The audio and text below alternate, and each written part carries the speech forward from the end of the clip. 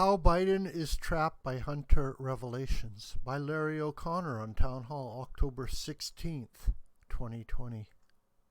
Some incredible things have developed this week in the 2020 presidential race and the media's coverage of it.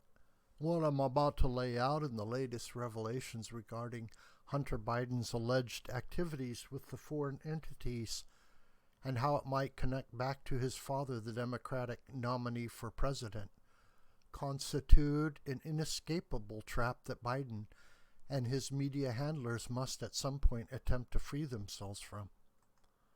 Let's be clear. The Hunter Biden issue is not going away. If Biden wins the election, it won't go away. If Biden doesn't win the election, it won't go away. It may just be a tawdry scandal. It may rise to the level of criminal behavior or impeachable offenses should Biden win. It may just be a snapshot of the legal corrupt business as usual in Washington, D.C., but it won't go away. At some point, Biden will have to address the questions swirling around his son's money-making ventures, and at some point, the media will have to raise the issues themselves. At a televised town hall event Thursday night, George Stephanopoulos refused to raise one question about the story that exploded on the scene Tuesday morning on the front page of the New York Post. We expected no less from George.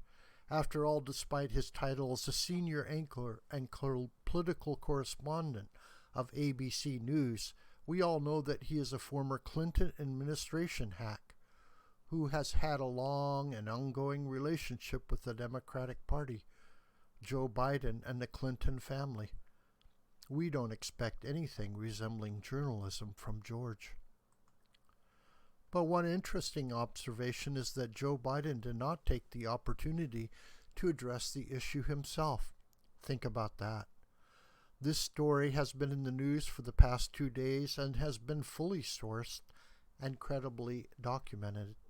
If it isn't true, if the documents are forged, if the allegations are scurrilous opposition research meant to derail his campaign with an October surprise, this would have been the perfect opportunity for Biden, a skilled and seasoned politician, to go on the record and deny every single allegation as the trumped-up lies they are. He didn't. He said nothing. And there's a very real reason why he can't. Let's explore. First, the easiest thing for Biden to claim is that the emails in the Post expose are frauds. They're forgeries. They're completely fabricated, and therefore there's no truth to the story. But he hasn't claimed that, and neither have his handlers. Why not? 2 reasons. One, because the emails are authentic. However, in the world of Democrat politics, that normally wouldn't stop them from claiming they're fakes. After all, Hillary Clinton got away for over a year with the lie that she never sent any classified information on her unsecured email server. It was a lie, but she was able to play out the clock for months and months and months before the truth came out. All Biden has to do is last 2.5 weeks. By the time the emails are verified, the election will be over. Why not just deny the authenticity of the emails? The answer brings us to the second, not so obvious reason. Biden has not denied the authenticity of the emails. The scandal of Hunter Biden's overseas activities does not rely on the emails to cause great harm to Biden. Think about it.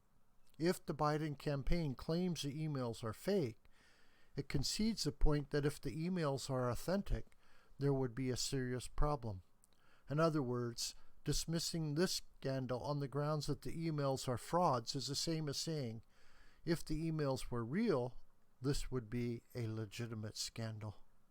In a nutshell, that is a trap that has now been laid for Biden and the media. We know Hunter Biden made a ton of money from foreign entities with the government ties linked right through China, Russia, and Ukraine, back to the Obama White House with or without the emails. We know that. The media has succeeded in ignoring this basic truth. but they can't for much longer thanks to the New York Post's new revelations. This story brings us back to the essence of the real scandal. Biden has always said that Hunter has done nothing wrong. Further, he continues to say that no one has suggested that Hunter did anything wrong. And that, my friends, is the real scandal. In a free market economy, we earn money when we deliver a product or a service. Hunter Biden made millions and millions and millions of dollars from shady foreign entities with ties to the governments in countries that the United States has tenuous, if not downright adversarial relationship. So what product or service did Hunter Biden deliver to these shady entities in exchange for all of that money? What did the questionable businesses with ties to communist China, corrupt Ukraine, and kleptocratic Russia receive from Hunter in exchange for the millions they gave him? It's clear that Hunter, recently discharged from the Navy Reserves after only 1 month in uniform for drug use, had no discernible skills or expertise to bring to the table.